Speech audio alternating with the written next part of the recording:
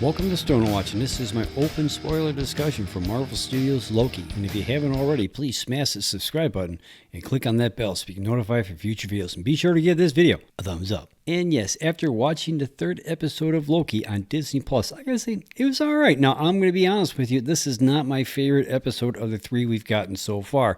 I mean, it was kind of cool. There were a lot of good fight scenes in it, but the only thing I really took away from it is that the agents of the TVA are all variants, and it wasn't really even when they did reveal that story plot point or whatever you want to call it in this episode. It wasn't like a major revelation, or at least it didn't seem like it was. Let me just think about that in the comments down below. Now, we only got a 43-minute runtime this week, which kind of really bummed me out when I first signed on and I saw that. I'm going, oh, really? Come on, man. Now, I will admit, I was quite prepared that these episodes were going to range anywhere from 45 to 55 minutes.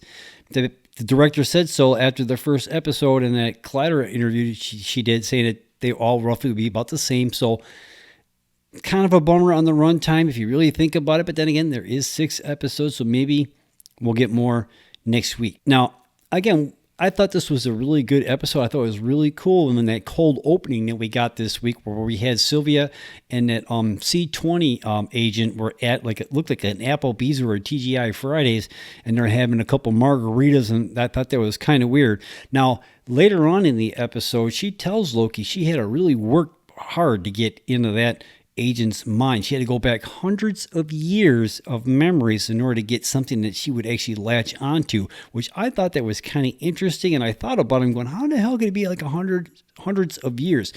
So maybe like when they're on this planet that they escaped to at the end of last week's episode, it's like Lamentus, I believe it's called, Lamentus 1. And this is like one of the apocalypse that Sylvie had saved on her TemPad thing, and she said this was like the worst one. Nobody makes it out alive. The planet is destroyed. The ship that they were using to get off the planet actually gets destroyed. She said this is really bad. This was a bad place that you had to send us. Now, they tried everything in their book to get off this planet or moon before the planet actually crashes onto it. And they didn't really make it. I mean, towards the end of the episode, they watched the spaceship get totally wrecked. So that's probably what happened in every other damn time, right? So I don't know why they thought it would be anything different. Again, I thought this episode was okay. It was pretty good. The fight scenes were pretty cool. But, there was a lot of things in this thing that didn't really make too much sense. Now, there was something I heard people saying online over the weekend that possibly when Sylvie wakes up on the train, that's like when Loki is actually enchanting her, and everything that happens after that didn't actually happen. So I think that would be kind of interesting if that's actually went down. And then he kind of showed that he accidentally wrecked the TemPad so they can get out of there.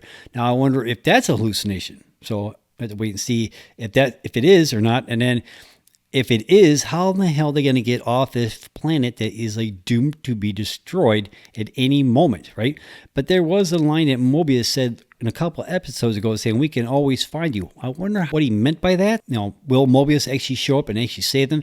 Or will Loki actually show that he was been manipulating her this whole entire time? Now, we are halfway through this series so far, and we got 3 episodes left to go. So I kind of wonder where they're going to go with the story from here, if it's just going to start ramping up from here on out, right? I mean, are they going to close out big, or is it going to go off with a whimper? I mean, I'm really curious to see where this thing actually goes. And so far, out of these 3 episodes and 7 minutes of credits, every single episode, there has not been a credit scene yet. Now, I think at the earliest, we're going to possibly get a credit scene, what might be next week, or after episode 4, rather.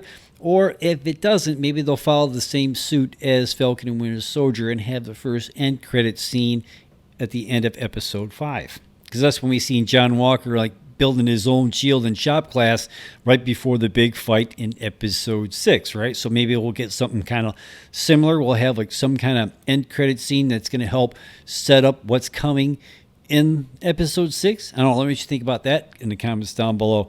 Now, again, this was like a so-so episode as far as I'm concerned. Not my most favorite of the series so far, but maybe we'll see something in the next episode or 2 that's going to actually say, oh my God, that one part that was in episode 3, that's what they meant.